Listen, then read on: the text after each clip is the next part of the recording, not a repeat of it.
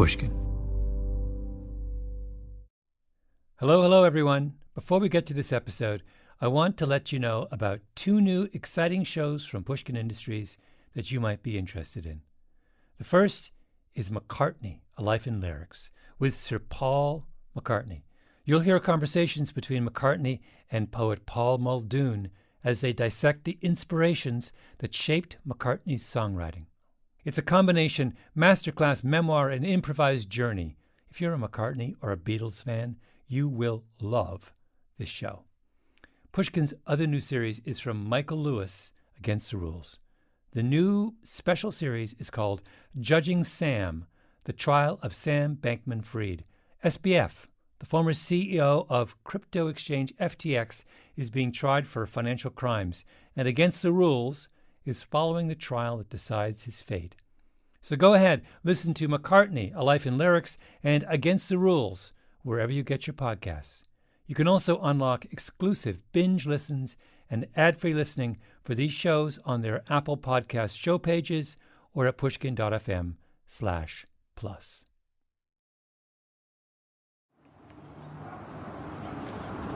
It's a beautiful morning in Northern California. I flew in last night, drove down from San Francisco Airport to Mountain View, and then I got up first thing in the morning, and I'm here at last. 391 San Antonio Road. In the heart of Silicon Valley, on the wall of an office building, there's a small plaque, and next to it, a chart, a family tree of companies, dozens of them. National Semiconductor, Fairchild, Varian, Intel. It's the kind of display you could easily miss if you weren't looking for it, which is a shame, because it's a monument to the origins of one of the greatest technological revolutions in human history. It's an office building on a 6-lane road, kind of a main thoroughfare through Mountain View. Apartments on one side, office buildings on the other. I think 391 might be a Facebook building. I think I read that somewhere. But back in the day, it was a little Quonset hut on this site, a little wooden structure and big windows out front with a sign over the door. And I just want to read you the plaque that is on the front of the building today. Birthplace of Silicon Valley, 1956. At this location, 391 San Antonio Road, the Shockley Semiconductor Laboratory manufactured the first silicon devices in what became known as Silicon Valley. Some of the talented scientists and engineers initially employed there left to found their own companies, leading to the birth of the silicon electronics industry in the region. Hundreds of firms in electronics and computing can trace their origins back to Shockley Semiconductor. Here's my question that brought me all the way from New York City to this building in the middle of Silicon Valley. Why was Shockley Semiconductor Laboratories here on San Antonio Road? Of all the places in America, why did Silicon Valley start right where I'm standing? Dun, dun, dun, dun, dun, dun. My name is Malcolm Gladwell. You're listening to Revisionist History, my podcast about things overlooked and misunderstood.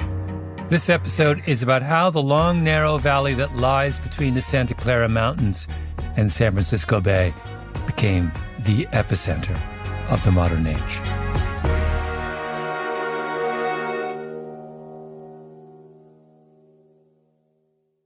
The transistor, the forerunner of today's computer chips, was invented in 1947 by the team headed by a physicist named William Shockley. Before that, computers and everything electronic ran on vacuum tubes, which were underpowered, oversized, fragile. In the late 40s, that changed forever. Shockley invented the transistor, and then there was the chip. And then out of Silicon Valley came a stream of technologies that gave us the world we live in now. But Shockley didn't invent the transistor in Northern California. He invented it in New Jersey, at the famous Bell Labs in Murray Hill, about 10 miles outside of Newark. Then he left Bell Labs and took a teaching job at Caltech in Pasadena, just outside of Los Angeles. And after a stint there and a stint at the Pentagon, he decides to strike out on his own. He lines up a wealthy backer. He starts a company called Shockley Semiconductor, and he recruits the best and the brightest from all around the country. Everyone comes from somewhere else to a Quonset hut on 391 San Antonio Road in Mountain View, because William Shockley wants to set up shop in a Quonset hut on 391 San Antonio Road in Mountain View. The first question I have is really about looking at this from the perspective of the mid-50s, the very beginning. Yeah. If you and I were having a conversation in 1955, and we were told a computer revolution was coming in the United States, and I said to you, Anno, where do you think that revolution will take place? What would you have told me? My first call to Anno Saxenian, professor at Berkeley, who has spent her career trying to understand why certain parts of the country are home to innovation and others aren't. Probably I would have said Boston. Boston, maybe New Jersey, maybe Chicago, less so, New York, definitely on the Northeast where all the big manufacturing operations were. And that's the reason. Be more specific about what it was about those three cities that would have led you to think that's where the revolution was coming. Well, first of all, the transistor was being invented at Bell Labs, so there's technical capability. Also, MIT, also, activities around Columbia. So there's universities, there's money. I mean, it's the Northeast, so you've got New York right there. So you've got financing. It's expensive to invent, transistors and then computers and whatnot. You got proximity to Washington, D.C. Military contracts really supported the early decades of development. So you got people, you've got capital, you've got contacts, and you've got existing corporations. That's where the expertise was. That's where all the action was. I asked the same question of Nathan Myhrvold, one of the key figures in the growth of Microsoft and one of the OGs of the computer industry. New Jersey and Philadelphia would have been the best bet. Von Neumann would still have been at Institute for Advanced Study, and he was super involved. Aronoff and the team that built ENIAC were at University of Pennsylvania, and Bell Labs was there. It also had RCA and Sarnoff Labs. Oh, wow. So the Sarnoff Labs of RCA are in Princeton, New Jersey. And that was where David Sarnoff was sort of ruling the roost technically in radio.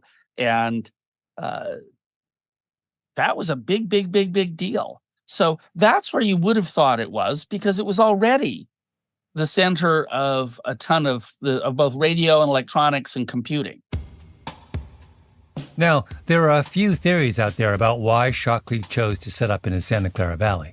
One that might seem obvious is that right next door to Mountain View is Palo Alto. And Palo Alto is the home of Stanford University, a world-class institution spitting out one brilliant mind after another. But you're thinking of today's Stanford. I want to talk about Stanford for a moment. Why are you rolling your eyes? Because Stanford always gets all the attention, and it became very important. In the 50s, it was not important. It was kind of a hick regional place. So it can't have been the important institution. MIT was way ahead at that time. The whole thing makes no sense. When he's thinking of setting up his startup, Shockley crisscrosses the country. He goes to see one of the Rockefellers. He visits the leading electronics companies of the day. He combs through their financial statements. He does a comparison of the cost of living in Cambridge, Washington, D.C., and Michigan. Yale says, we'll give you everything you want. Bell Labs says, come back. Everybody wants him. And what does he do? He says no. He finally finds a backer he likes, a wealthy entrepreneur named Arnold Beckman, who is based near Caltech in Pasadena. Beckman loves Shockley, loves his ideas. Beckman's company makes sophisticated scientific equipment. He has resources, infrastructure, skilled technicians. He says to Shockley, set up here in Pasadena. My guys can help out. I want you here. Shockley already knows Pasadena. He literally worked at Caltech. His benefactor, the man giving him all his money, wants him to be there. Shockley says, no, I want to be in the apricot orchards of the Santa Clara Valley. I find all of the seemingly obvious explanations to be unconvincing. It's a mystery. It's a mystery. Next on my list, Richard Florida, author of the hugely influential study, Rise of the Creative Class, another take on why certain regions take off and others don't. But here's the one I really want to talk to you about, which is the weather. Is it at all? Why are you looking at me like this? Why? I hear the weather explanation and I just roll my eyes. As you should. As I should. Okay, so tell me why the weather explanation is nonsense. Well, I mean, Boston was pretty good at this stuff. And, I mean, if anything, Silicon Valley emulated Boston, right? In the standard explanation for Silicon Valley, right after people say it was all because of Stanford, they add, oh, and the weather is amazing, as if that settles it. But Florida's point is, since when is there some magical correlation between technological revolutions and good weather? He's totally right. I have to say, the weather argument has always driven me crazy. How many times do people say, as a way of explaining the decline of Rust Belt cities like Buffalo or Detroit or Cleveland, well, the weather's terrible. Who would want to live there? Meanwhile, north of the border, directly on the other side of Lake Ontario, there are two of the most successful tech hubs in the world, Toronto and its sibling down the road, Waterloo, which have exactly the same weather as Detroit, Buffalo, and Cleveland. I was a professor at Carnegie Mellon for nearly 20 years. And, we were trying to figure out why Pittsburgh had not turned into a tech hub of the sorts of Boston, Cambridge, or Palo Alto, the Bay Area, Silicon Valley Bay Area. And then somebody said to me, well, one of our peer institutions is Waterloo. You should look at them because they're really good. Yeah. And the weather in Waterloo, as someone who grew up outside of Waterloo, is atrocious. It's not great. I was just there. It's freezing. I was like, what? It's not the weather. And I was thinking, your good friend, Bill Gates, drops out of Harvard because he wants to start a software company, but doesn't go to Silicon Valley, goes home to Seattle. When I was talking to Nathan Myhrvold, Microsoft came up, naturally. Microsoft is the reason Seattle turned into a major tech hub. That's why Amazon's there. But why was Microsoft in Seattle? The story on that is very funny. What's the story? He and Paul started the company, Microsoft that is, in New Mexico because the first PC company was in Albuquerque. He being Bill Gates, Paul being his co-founder, Paul Allen. They were high school friends from Seattle. And so they literally went across the street from this first PC company and rented some space, and they started Microsoft. Well, within a few years, that company had gone under, and Microsoft was doing super well. And so Bill sort of characteristically does this big analysis and decides they had to be near either O'Hare Airport or Dallas-Fort Worth Airport, because from those airports, you could get to anywhere in the United States with a commercial, because no one's thinking private aviation back then.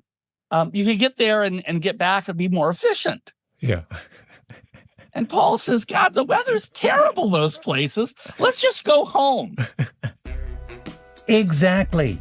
Paul Allen tells his Microsoft co-founder Bill Gates that they shouldn't move to Chicago or Dallas. They should go home to Seattle because the weather's better there. And you and I both know the weather in Seattle is not better. It's terrible. It does nothing but rain. And by the way, since when does a software programmer care about what the weather's like? They never go outside. I think about this mystery every time I go to Northern California. You land at San Francisco Airport. You drive south down the 101. Fog everywhere. Traffic is appalling. Strip malls on one side, bad office buildings on the other. And Stanford. Enough already about Stanford.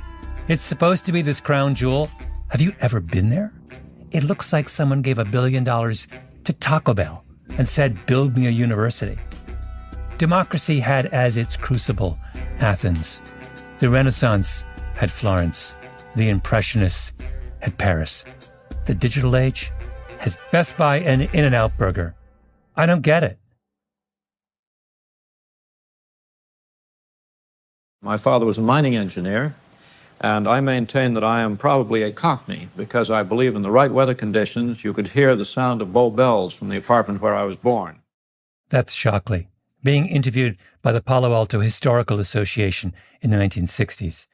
Picture a shiny bald head, thick glasses, chiseled features, handsome, fit, and that even, relentless delivery.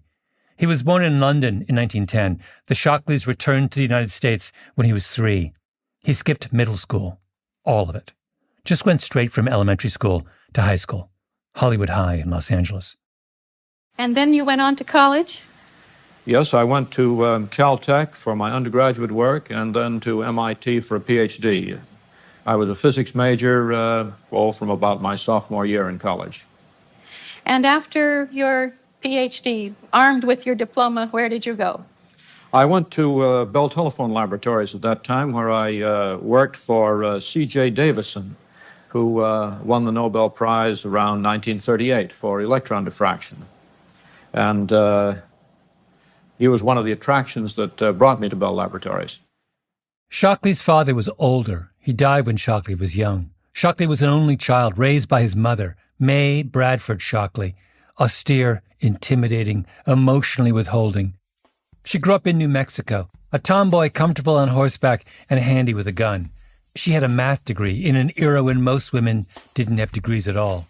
One of the first female mining surveyors in the country. She was an accomplished artist who made a small fortune trading stocks on the side. Her IQ was 161. I mean, come on! If we're going to understand Shockley's great decision, we have to understand Shockley, right? So I called up the New York Psychoanalytic Society and I said, I need to talk to someone about William Shockley because this combination, absent father, brilliant only child, dominant mother, is just a Freudian field day. And they got right back to me with a name. Philip Hirschenfeld, Upper East Side. The psychoanalytic community and William Shockley, for reasons that will become obvious, turn out to be well acquainted.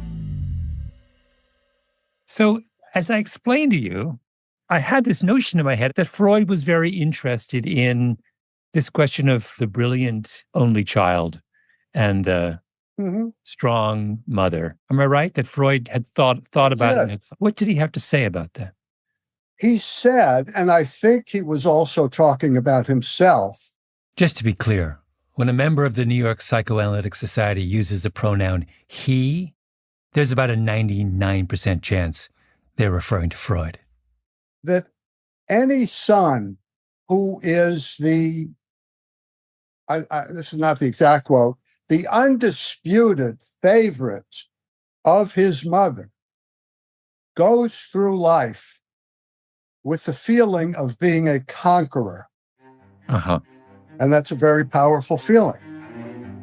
When Shockley was 8, his mother May wrote in her diary, I woke up with the thought in my mind, the only heritage I care to leave to Billy is the feeling of force and the joy of responsibility for setting the world right on something. He's 8. What mother writes of her 8-year-old that she desires to leave him with a feeling of force? Good Lord. What was Freud's explanation for why that relationship would have imbued the son with such power? Because it's what any young child strives for.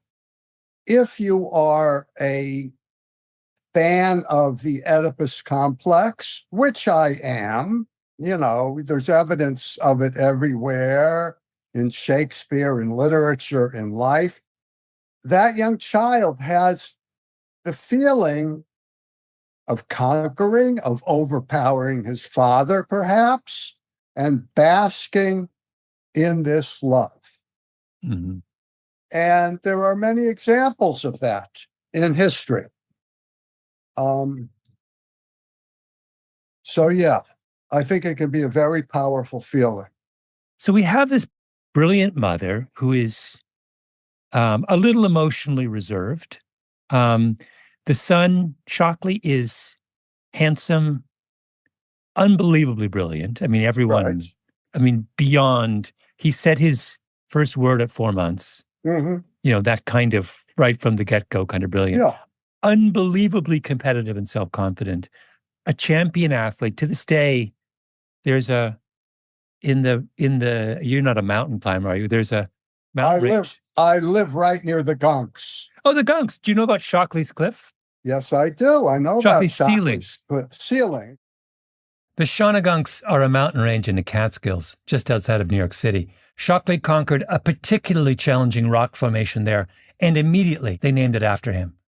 Literally, there is no mountain he cannot climb. There's a really wonderful biography of Shockley written some years ago by Joel Shurkin, Broken Genius, which begins with the sentence, "I believe that William Shockley was, in terms of practical impact on the world, one of the most important scientists of the 20th century." And then Shurkin goes on to convince you why that's true. And here's the strange thing. The most compelling chapter of the book is not the part about Shockley's role in the invention of the transistor, arguably one of the one or two most important innovations of the 20th century. No, it's the chapter on what Shockley did during the Second World War. It's insane. Basically, he's working at Bell Labs, then the premier industry research and development organization in the world, and the government comes to him just before the war and says, "Hey, we're doing some interesting things with uranium. Do you think it might someday be possible to generate power from nuclear fuel?" 2 months later, Shockley comes back and says, "Here you go. This is how you do it." Word gets around that there's this genius in New Jersey, and so he signs on as the kind of problem solver in chief with the Secretary of War. He gets an official pass from the government that allows him to board any commercial flight, and over the course of the Second World War, he flies all around the world solving problems. The Navy says, "We're having trouble hitting German submarines with underwater explosives. Can you help?" Within 2 months, Shockley has increased their hit rate by 500%. Shurkin estimates that Shockley's ideas about protecting the Navy's ships saved thousands of lives in the North Atlantic. Some of you may remember the series we did at Revisionist History about Curtis LeMay's firebombing campaign of Japan at the end of the Second World War. Who flew to the South Pacific to teach bombing crews about how to use radar during night attacks? Shockley. I could go on. He's the guy who writes one of the crucial memos proving that many, many more millions of lives would be lost if America invaded Japan at the end of the Second World War than if it dropped the atomic bomb on Hiroshima and Nagasaki. After the war ends, the Pentagon won't let him go. They've never met anyone like him before. Then he helps invent the transistor, wins the Nobel Prize, has the idea to start the original computer-age startup, and crisscrosses America, convincing one brilliant mind after another to join his new venture. This dynamic genius walks into the labs of 20-something graduate students across the country and announces, "I am Shockley. I am here representing the future." Here's the physicist Victor Jones remembering his first contact with Shockley. Everyone, by the way, who met Shockley remembers the first time they met Shockley. I was in my working talks in the lab, but Shockley said, "Why don't you go get cleaned up and we'll go off for lunch?" And we went off for lunch at the Fairmont Hotel for a starting graduate student. Yeah. That was a bit of a shock, but it was probably the most intense afternoon of physics that I've had in quite a long time. They talked for 7 hours. Then Shockley was off to jump on a plane or a train to recruit another young talent. Here is Jay Last, another of Shockley's best and brightest, in an interview with the historian David Brock. Yeah, personally visited me at MIT, and I was telling him some of the problems I've been having with my doctoral work, and whack, he just figured it out in a second. Really? Just an unbelievable mind. So that must have impressed you greatly. Yes. Yeah. And so then I went down to visit him, and another visit in Washington at the Cosmos Club. And he said, "Come down and join me for breakfast." So I took a night train down there, and here we were sitting at a table with like Admiral Rickover, every Van Vannevar Bush. Everybody I'd ever heard about was sitting at that table having breakfast with Shockley. And so it was quite overwhelming. Overwhelming. Admiral Rickover was one of the most famous military figures of his day, the pioneer of nuclear propulsion. Vannevar Bush was, and there's no better way to put it, the king of American science at the time. That was just breakfast. There are countless stories like this. Here's a young physicist named Julius Blank, who Shockley summoned to meet him at Newark Airport between flights.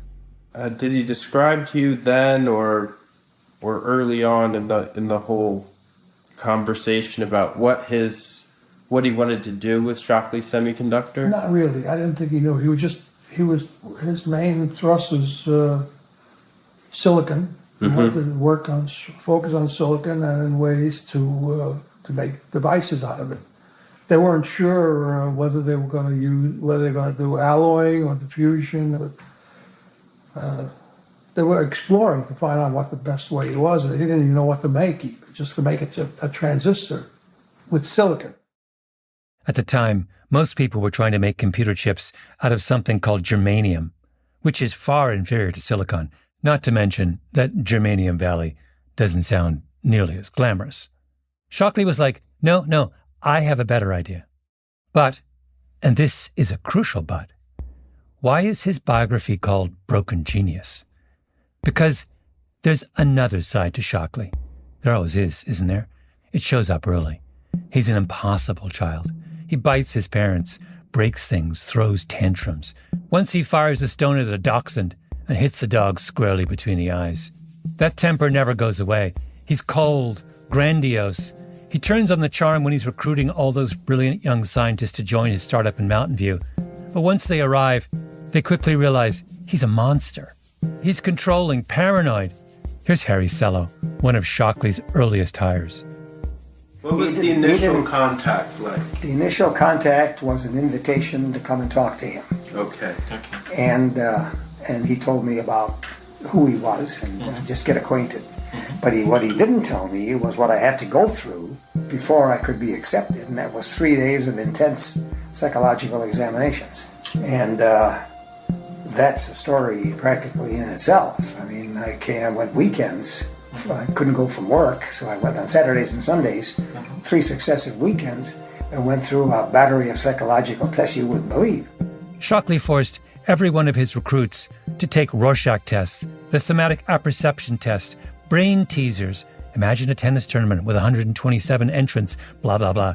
He wanted to make sure they were smart enough to work for him, but not smarter than him.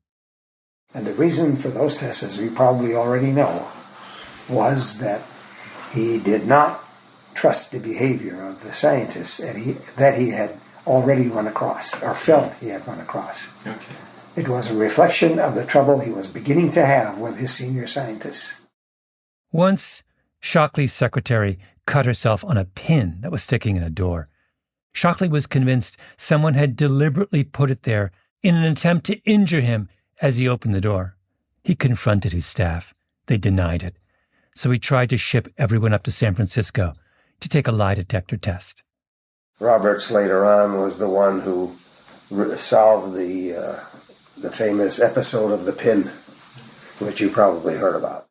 Sheldon Roberts, another of Shockley's best and brightest. Oh, the push pin. The push pin that Shockley felt somebody had placed to try to get him. And Roberts simply took the pin out of the wall, stuck it under the microscope, and saw it was a thumbtack which had broken off. Shockley never believed that. I didn't believe it. This is why, in fact, Shockley Semiconductor ends up spawning so many other companies.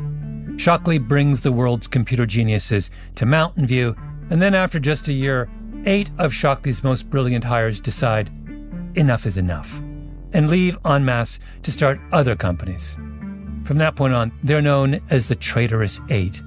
And the reason they start their new companies in the Santa Clara Valley, by the way, as opposed to going back to the East Coast, is that they've all bought houses in Palo Alto, which is something that someone in their 20s could do back then, if you can imagine that. One thing that Shockley told me a story, and I could see it was more than a joke to him. It was something fairly serious. It was about a fellow in a mental institution who's looking out through the bars and sees a truck driving under an underpass, and the truck gets stuck. And they can't figure out how to get the truck out. And the guy in the asylum shouts out, well, just let the air out of the tires a little bit, and then you can push it through. And he said, well, how's the guy in a mental institution figure that out? And the guy said, I may be crazy, but I'm not stupid. And I could see sort of a tension in his voice when he was telling me. And he told that story to me twice. So I could tell that I could see something that he was thinking along these lines, that with his brilliance, he had some very serious other problems. Oh, yes, he did. By the way, we're about to talk about suicide and mental health difficulties. So let me tell you what I think some of the foundations of his personality might have been. Back on the couch with Dr. Hirschenfeld. Number one, the genius level intellectual endowment.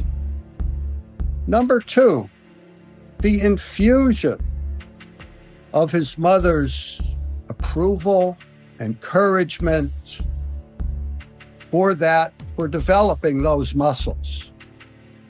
Number three, one of the reasons she homeschooled him was because he had uncontrollable temper tantrums. Now, what's that about? Lots of kids have temper tantrums, but they're not to that degree that it keeps them out of school, at least for some period of time.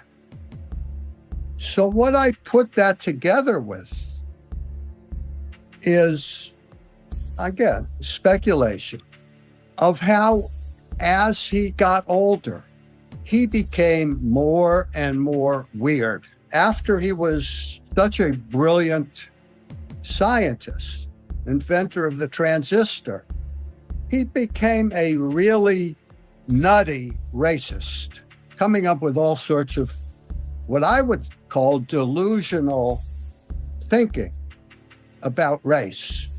So when I put that all together, I come up with a bipolar disorder. Oh, wow. Which showed itself early with this, uncontrollable aggression, and showed itself later with paranoid thinking.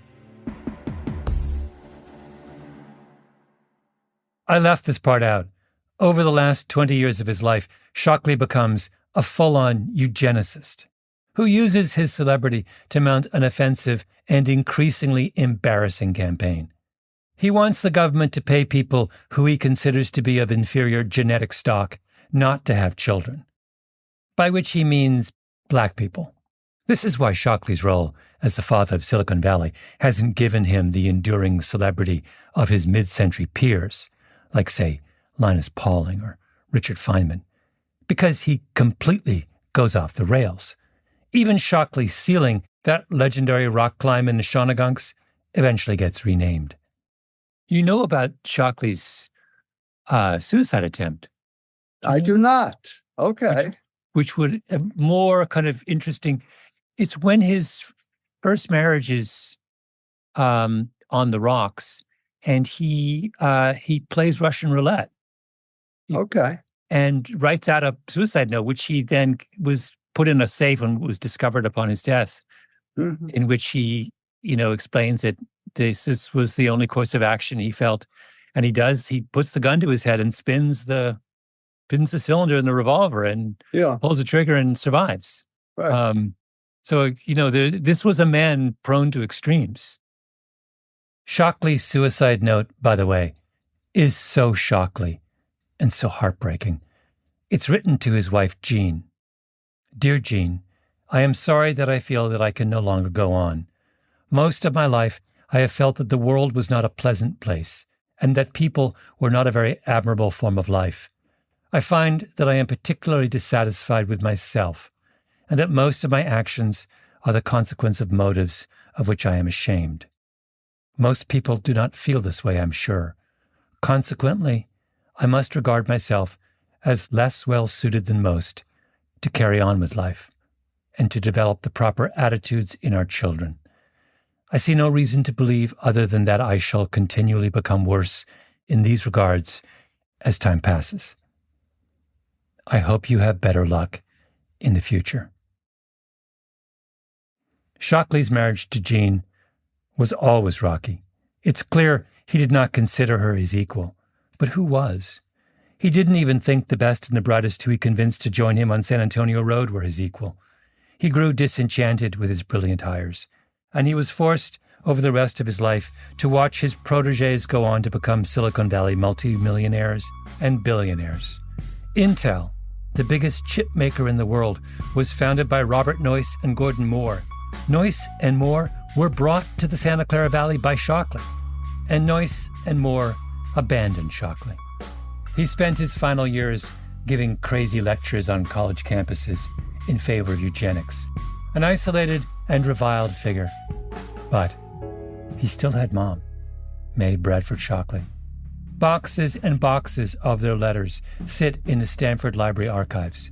Shockley inviting his mother to join him on a trip, May giving her son stock tips, two emotionally repressed geniuses communicating the best way they know how, in short, concise notes. Here is Shockley writing to his mother sometime in the early 1950s, at a time when he appears to have suffered something like a nervous breakdown. The letter begins, "Dear May," he always called his mother by her first name, "to bring you up to date, I am planning to leave the Washington job between the 10th of July and the 10th of August. Jean and I are planning a divorce. No particular hard feelings, I hope, but we do not get along. I am also probably leaving Bell Labs. Currently, it is my intention to start a company of my own." Just to be clear, in 3 sentences, in the first paragraph of a 2-page letter to his mom, Shockley A. tells her that the work with the Pentagon that has defined his life since the outbreak of the Second World War is over. B. He's leaving his job at Bell Labs, where he has worked since getting his PhD almost 20 years before. C. He intends to start a new company, which will, of course, prove to be the most important startup in the history of startups. And D. Oh, by the way, he's divorcing his wife of 20 years, with whom he has 3 children. Then, next paragraph, he changes the subject. May writes back, "Dear Bill, your letter, quote, filled me with sadness and helplessness, but be assured that always you have my loyalty, sympathy, and affection, and never any questions asked." My loyalty and affection, and never any questions asked. That's it. That's all she needs to say. And then she changes the subject. They are forever bound together, peas in a pod. A little bit later, Shockley wins the Nobel. Who does he send a telegram to immediately? Mom, of course. Congratulations on being the mother of a Nobel laureate. And you can feel her heart burst, can't you? To the extent, at least, that her heart could burst. Because her prediction about her 8-year-old wunderkind has come true. The only heritage I care to leave to Billy is the feeling of force and the joy of responsibility for setting the world right on something. The telegram is addressed, by the way, to Mrs. W.H. Shockley, 261 Waverly Street, Palo Alto. Let me read that to you again, in case you missed it. 261 Waverly Street, Palo Alto, California. William Shockley's mother, May Shockley, lived in Palo Alto. You could walk from her house to 391 San Antonio Road, where Shockley so mysteriously chose to launch his revolution. Why did the Santa Clara Valley become the birthplace of the computer age? Because someone wanted to be close to Mom. So let's now turn to what interests me the most, which is this whole episode is an attempt to make sense of this hugely consequential decision Shockley makes, which is to site his new enterprise, Shockley Labs, in Mountain View, Palo Alto, basically. Mm-hmm. And rationally, it makes no sense. The last place you would start a semiconductor company, if you were rational in 1956, is Palo Alto. Mm-hmm. And the only thing that's in Palo Alto is his mom. Oh. Is that all? Well, I'm reminded of a paper I read years ago, and I can't remember where it was. But a couple of psychologists started studying the histories of virtuoso pianists and violinists. And they found one thing in common throughout all of them, and only one thing, which is that when they were young children, when they were practicing, their mothers sat with them. Oh, really? Yeah, really. Now, that doesn't mean if your mother sits with you, you're going to turn into a Yasha Heifetz, because you also have to have the gift. But your mother sitting with you does a lot to bring out that gift. Yeah. To win her approval, to win her admiration. Wait, Philip, this is so lovely.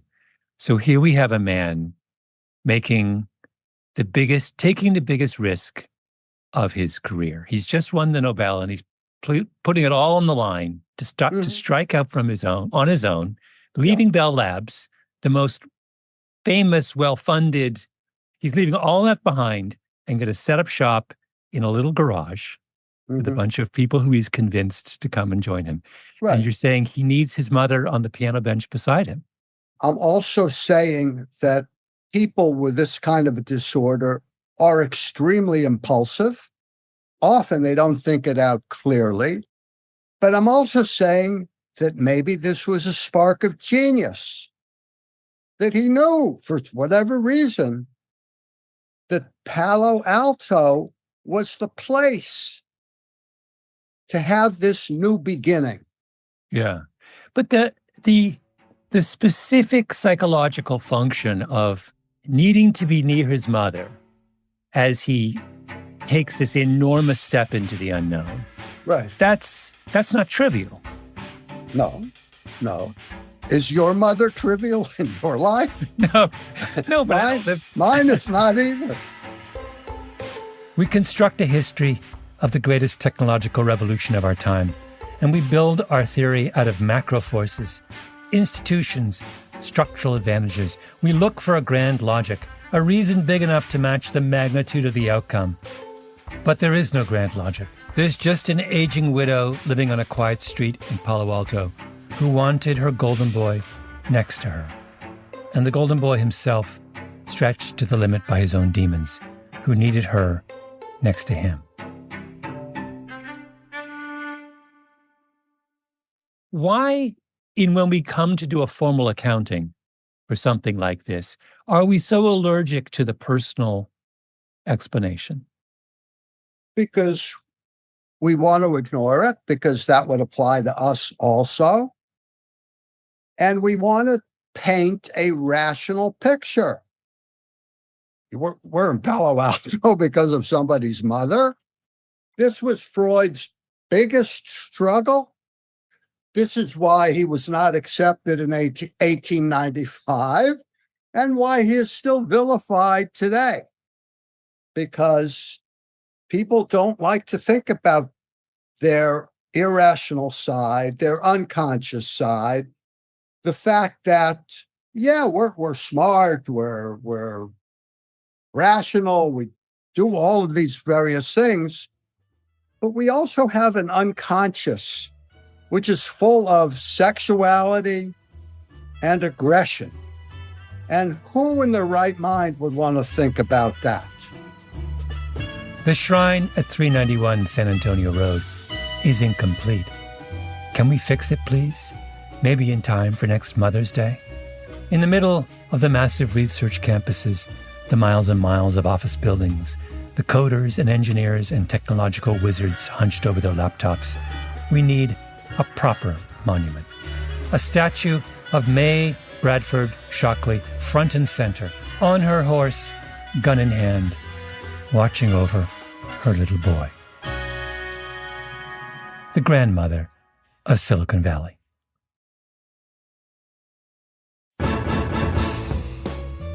This episode of Revisionist History was produced by Tali Emlin, Ben Nadaf Hafri, Kiara Powell, and Jacob Smith. Editing by Peter Clowney and Sarah Nix. Original scoring by Luis Guerra. Fact-checking by Arthur Gompertz. Mastering by Jake Gorski. And engineering by Nina Lawrence. I'm Malcolm Gladwell.